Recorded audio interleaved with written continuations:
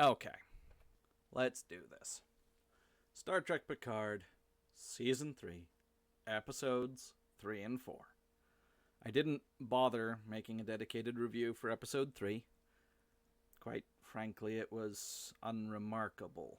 It wasn't as offensively bad as the first two episodes, certainly not as eye-gouging as previous Star Trek, and in being less offensive, but still not good, it became uninteresting. Not worth the time to review. I'm here reviewing episode 4, so maybe there's something a little better or worse. Anyway, some brief thoughts on episode 3, and then a little more on episode 4. There's a lot of nonsense in episode 3. They decide to run, but only after they go deeper into the nebula. There's some scenes that are set back in the past, and the de-aging doesn't look great. It does show that they have the capability, and if we could watch de-aged characters set 20 years ago having a real adventure, I think that would be better than this. There's a lot of minor technical problems. We get more people tearing up. And there's these scenes between Patrick Stewart and what's his name that plays Jack Crusher, and they're not good. They're painful to watch, and not in the way the writers might have been going for. At one point in episode 4, Crusher even brings up the elephant in the room, and it's not the actor's age, but that's clearly the elephant in the room. And the sad thing is, they could even lean into that. You're dealing with a setting for stories with temporal stuff going on, so having him be 10 years older than he ought to be would actually give you something to get the audience's attention and explain away a lot of the issues with their chronology. The bottom line is that in episode 3, they're still leaning into the action Picard that never was. At the same time, in multiple spots throughout the episode, we hear background chatter. Specifically, we hear repair crew to starboard thruster control. 10 minutes later, we hear it again. It's like they haven't arrived, and this is being broadcast over the ship's entire PA system. It wasn't bad. The subplot with the spy is still by far the worst. It's still where you get the most body horror. I'd give episode 3 maybe a 4. I really don't have... I could go on at length about the technical issues, but judging by the engagement, judging by the fact that everyone's pretty well made up their minds to love or hate the series by now, I just don't think it's worth the time and trouble. There's nothing remarkable to it. Episode 4 is worthy of a little more, although honestly, not much. We go back to a flashback 5 years before. They have a whole pile of fresh-faced recruits of some sort accosting Picard in a bar, asking him questions. And the uniforms stand out as being authentic 80s Star Trek. I don't understand what the costume department or the director or whomever it is that was making that creative decision is thinking. You know, we saw uniforms similar to that in Voyager, but they weren't the uniforms that we saw any time after that. They weren't the uniforms from the movies. They weren't the uniforms that weren't even the right uniforms for Deep Space Nine. And so I can only conclude that it's another example of member baiting. We then cut to the present day where 7 of 9 is conducting her own clandestine investigation. She's not been reinstated. In fact, Riker even makes a point about not reinstating her so that she can conduct her investigation that doesn't change in its nature at all for her not being reinstated. It seemed like a subplot that got cut for time reasons, maybe? I don't know. But she's going after an individual that's proven to be incredibly dangerous by herself, without any backup. I did get one chuckle. Don't come. Don't come. I'm gonna come. Fine, open. Anyway, 13 minutes in, they move to the holodeck. That's right. They're in a situation with total loss of ship's power. They've even dimmed the lights that weren't bright to begin with in order to transfer all available power to more essential systems. And 2 of them go to the holodeck. Now, they know that this is stupid. You know that they know that this is stupid because they try to address it. You see, the holodeck runs on a small, independent power cell. Right, and unless they mount that power cell out where it can't be reached, and even then send someone on a spacewalk, get it, plummet into the ship's systems, and have more power. But no, we want to have our fancy set piece here. That's the same set that they've used for so many other things because...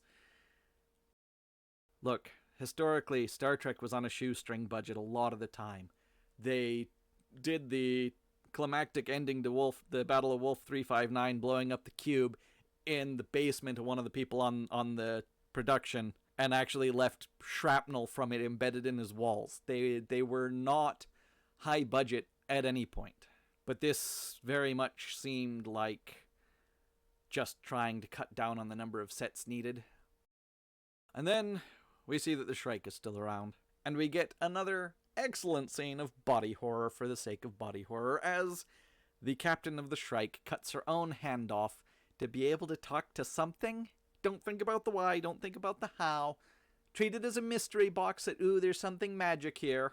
Magic and very gory. Anyway, 709 is continuing her investigation. 500 people on the ship. She happens to be calling for assistance as she's walking past the one intruder, who then goes to escape through the airways, air vents, and so 7 stops shooting. Why? It's worth noting that we continue to get vulgarity. There's more vulgarity and even profanity in this episode. Don't watch this with your children. I'm not worried about it scaring them. It's not technically masterful enough to be frightening, but it is disturbed. And we find out some more about the new captain's trauma, just in case you thought he might be an admirable character. No, we can't possibly have that. I'm certain that the only reason that they made him white and male is because they were planning on making him not a likable character. So, Crusher, the Elder, has this brilliant plan, and she pitches it to the officers. And this is where I found myself thinking, this actually feels like what should be a 40-minute Star Trek episode. I will note that the runtime on this clocks in at over 50 minutes, and it's taken 4 hours, 3.5 hours to get to this point. But this is a glimpse of what could have been, and it's actually pretty neat. The execution leaves something to be desired. But then you get bickering among the officers in the ready room. And I can't help but think, gee, isn't there a better time to do this? Like, when you're not all risking death? And in the background, you can see that they're in a conference room off the bridge, the captain's ready room. So the ship's had a ready room this entire time, and they only now elect to use it. So all of the previous disagreements between senior staff held in front of the junior staff, yeah, they had an option for where to go. And in the background, you can see the bridge crew standing at attention, not manning the sensors or, doing anything useful. We're almost to the end here. We get an outside view of the ship to drive home the fact that they're in an asteroid belt. And they're pretty well surrounded by asteroids. They have no engines. The asteroids are not moving. And if you're paying close attention, you have to ask yourself, it's like a ship in a bottle problem. How exactly did this ship get into here in the condition it's in? Clearly, the animators were just told, animate the ship in the asteroid field, with no real thought as to how the ship got there. So, the master plan is to ride the waves from the nebula like surfing on a wave on the ocean. Brilliant. They go to fly out. Of course, they're flying blind because they had to divert power from sensors. Okay, again, this felt like a glimpse of what real Star Trek could be. And you have Jack Crusher telling Picard, hold on. 4 more seconds. As he's controlling the thrusters carefully. Okay, fine. They then hold for an additional 10. Shut it up! Now I get that time in TV shows can be a little loose. It's difficult to get right for the scene pacing. It's difficult to convey to the audience the dramatic pause, but this felt absurdly long. And not just because I wanted the episode over. By this point, it actually seemed decent.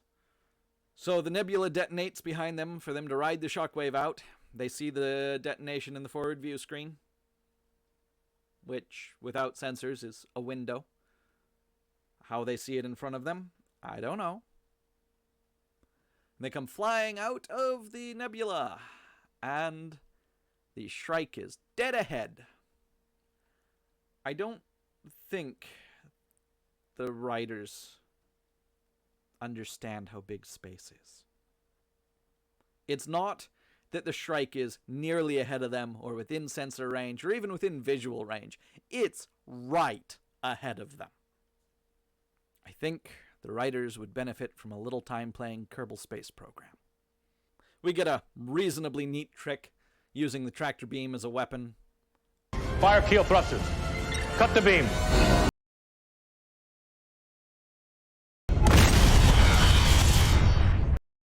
More vulgarity, and then they jump to warp. End of episode. Except, we can't leave you without having more tears. This time it's Jack Crusher crying, and mystery boxes. Tune in next time. They had to do it. I was thinking, this was pretty good. Not great. The runtime should have been about half of what it was, but it was reasonable. And then they had to ruin it with more mystery box. Jar Jar Drek. If you cut it a minute early, I'd say it's maybe a 5. I feel like I might be being overly generous as I've become inured to the garbage that is Jar Jar Trek. In its final form, as they chose to present it, it's a 4. I'm so tired of red door mystery box garbage. I'll probably continue watching. I have a little while left on the free trial. I certainly wouldn't pay for this.